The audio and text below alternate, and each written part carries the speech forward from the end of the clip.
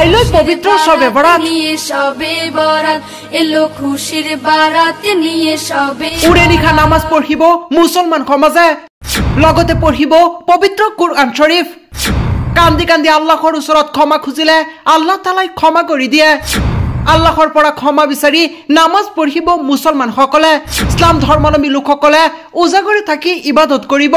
হয় আপুনি এই ভিডিওটো যিমান পাৰে শেয়াৰ কৰি দিয়ক আৰু এটাকৈ লাইক কৰি দিয়ক লগতে কমেন্টত মাশাআল্লাহ বুলি লিখক কাৰণ কাইলৈ মুছলমান লোকসকলে পালন কৰিব পবিত্ৰ শবে বৰাত প্ৰায় ঈদৰ দৰে পালন কৰে পবিত্ৰ শবে বৰাত পবিত্ৰ শবে বৰাতত উৰে নিশা নামাজ পঢ়িব মুছলমান সকলে ইছলাম ধৰ্মাৱলম্বী লোকসকলে পঢ়িব পবিত্ৰ কুৰআন শৰীফ শবে বৰাত হৈছে ইছলামিক বৰ্ষপুঞ্জীৰ অষ্টম মাহৰ 15 তাৰিখ অৰ্থাৎ 14 আৰু 15 তাৰিখৰ মাজনিশা পালন কৰা হয় এই শবে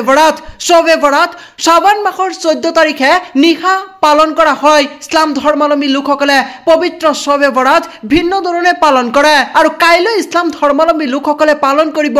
পবিত্ৰ শবে বৰাত এই পবিত্ৰ শবে বৰাতৰ নিশা কেনেদৰে নামাজ পঢ়িব কেনেদৰে পাৰ কৰিব শবে বৰাতৰ নিশা উদযাপন কেনেকৈ কৰিব জানি লওক শবে বৰাতৰ ৰাতি বুলি বা লাইলাতুল বৰাত বুলি এটা ৰাতিৰ অস্তিত্ব ইছলাম ধৰ্মত নিশ্চয় আছে শবে বৰাত নিশ্চয় গুৰুত্বপূৰ্ণ আৰু মহত্বপূৰ্ণ ৰাতিৰ ভিতৰত এটা ৰাতি মহান ৰাতি হযরত আয়েশা সিদ্দিকা রাদিয়াল্লাহু তাআলা আনহাই কয় যে আমি রাসূলুল্লাহ সাল্লাল্লাহু আলাইহি ওয়াসাল্লামক শবে বরাত বা যেটো শাবান মাহত রোজার পিছতে শাবান মাহত অন্য মাহতকৈ অধিক রোজা ৰখা দেখিছো তাৰমানে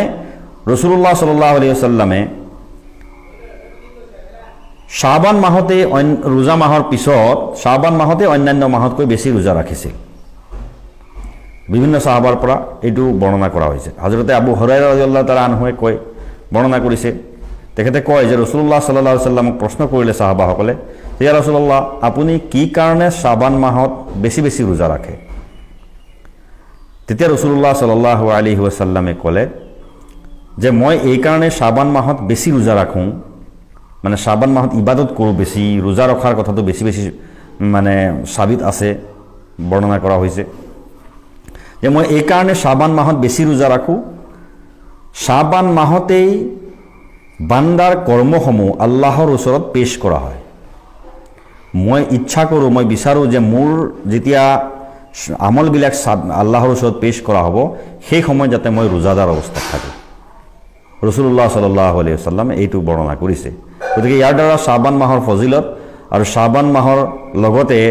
লাইলাতুন নিসফি মিন শাবান যেটো শবে বৰাত বুলি আমি কওঁ শবে বৰাতৰ 15 তাৰিখৰ ৰাতি মানে আগ ৰাতিটো তাৰ মানে শবে বৰাতৰ 14 শাবান মাহৰ 14 তাৰিখৰ যেটো ৰাতি দিন গৰি ৰাতি সেই ৰাতিটো হৈছে শবে বৰাতৰ ৰাতি আৰু এই শাবান মাহৰ এই সময় ফজিলতৰ দ্বাৰা নিশ্চয় এই ৰাতিটোৰ ফজিলত সাবিত হয়